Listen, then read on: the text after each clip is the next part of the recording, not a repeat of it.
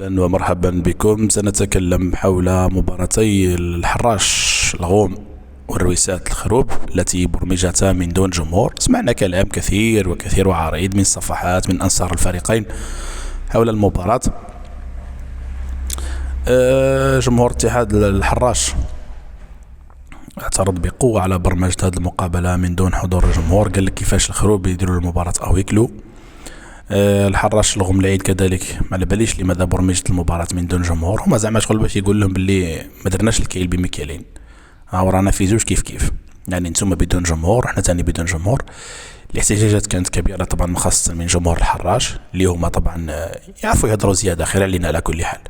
دائما عندهم الإعلام قوي، عندهم الناس في التيك توك، عندهم هما تلقاهم في الإعلام قبلنا بكل صراحة، وميساجهم يلحق قبلنا احنا، قبل مناصر الرويسات ولا قبل مناصر شلغم العيد ولا قبل مناصر جيجل ولا باسنا ولا هم يعرفوا يلحقوا الميساج ويخليوه مؤثر اكثر علينا بكل صراحه.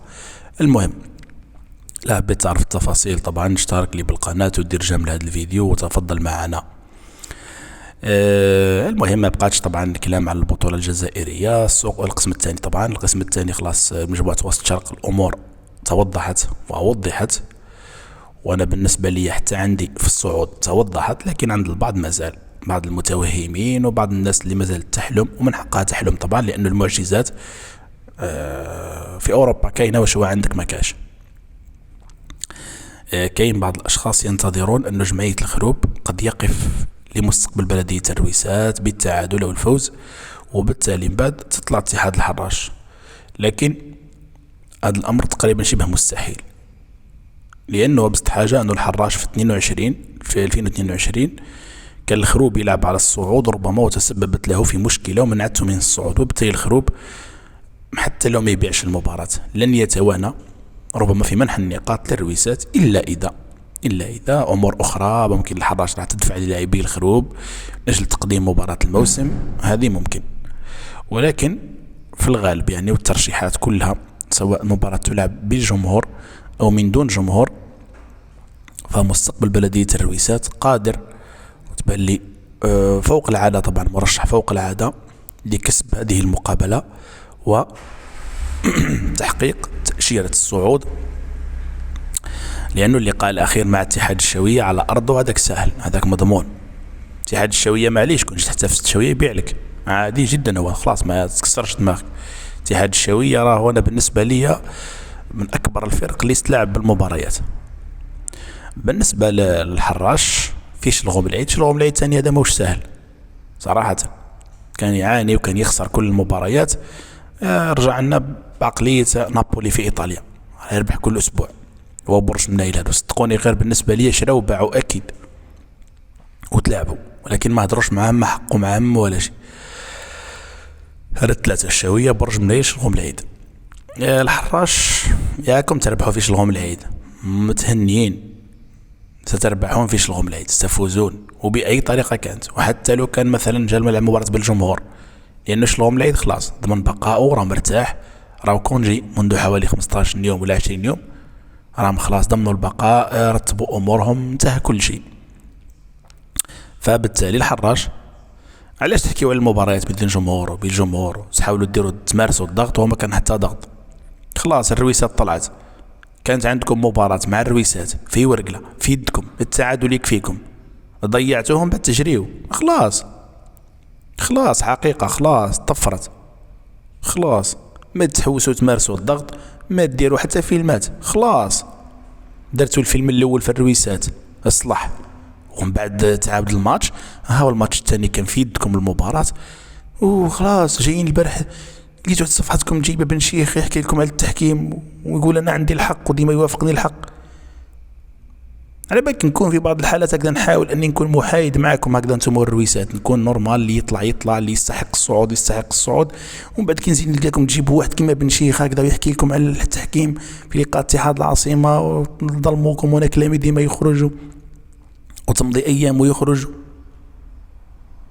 والله غير بزاف علينا والله العظيم. نزيد من بعد شغل نفهم باللي انتم فريق تاع فيلمات مش فريق تاع كرة قدم. جيبوا لي بن شيخ تحكيوا على بن، تحطوا بن شيخ في لي باج تاعكم ويقول انا عندي الحق، ومن بعد انا كلامي كل اسبوع والفار هذا ما يصلحش. يخطيكم منه، خطيكم من بن شيخ تطلعوا، يخطيكم من هاد الناس اللي ما عندهم حتى علاقه بكره القدم، ناس تاع فتنه، ناس تاع يحوسوا غير على مصالحهم برك. خطيكم من هذا تطلعوا، خطيكم من الفيلمات. لعبوا كره، يبان اكنوا لعبه كره قدم طلعت. ما تخمموش في الفيلمات هادو خلاص. شايفين رواحكم عندكم فريق تاع الصعود عفوا ما يهمش. خطيكم من التحكيم، خطيكم من الفيلمات. لعبوا كره تطلعوا. انتم هاد العام ما لعبتوش الكره، هذه مش راح تطلعوا. لو كان خممتوا في كرة القدم أكثر من الكواليس والبكاء فوق أرضية الميدان والفيلمات، أنا متأكد باللي كنتوا ممكن تطلعوا وممكن تفوزوا على الرويسات في ورقلة. لأنه صراحة الفريق تاع الرويسات يا جماعة والله ماشي حاجة كبيرة، يعني ماشي فريق مرعب زعما قال يقدر يفوز عليك هنا وهنالك، ولكن الرويسات مهتمين بالصعود. وعلاش فازوا في المباراة الأخيرة؟ عرفوا بأنه مصيرهم بيدهم، حظوظهم عند الغاشي بزاف قلت عند بين كثير الجماهير، فالضغط ما كانش عليهم كثير. اما الحراش فخلاص اعتقدوا باللي طلعوا، لاحوا البروباغندا لجماهيرهم والاخر باللي خلاص احنا جبنا الصعود والمدرب عثمان، المدربين التاريخيين في الحراش، ومن بعد تسبوا فيه مسكين كي خسر الماتش. مايش عثمان اللي ما طلعكمش المره هذه، الخساره هذه تشاركوا فيها كامل، لاعبين، الاداره، الرئيس، المدرب، ماشي غير المدرب عثمان وحده. لاعبين كانوا سيئين جدا فوق ارضيه الميدان، وبالتالي فاخطيكم من هذه الشعوذات وهذه الامور.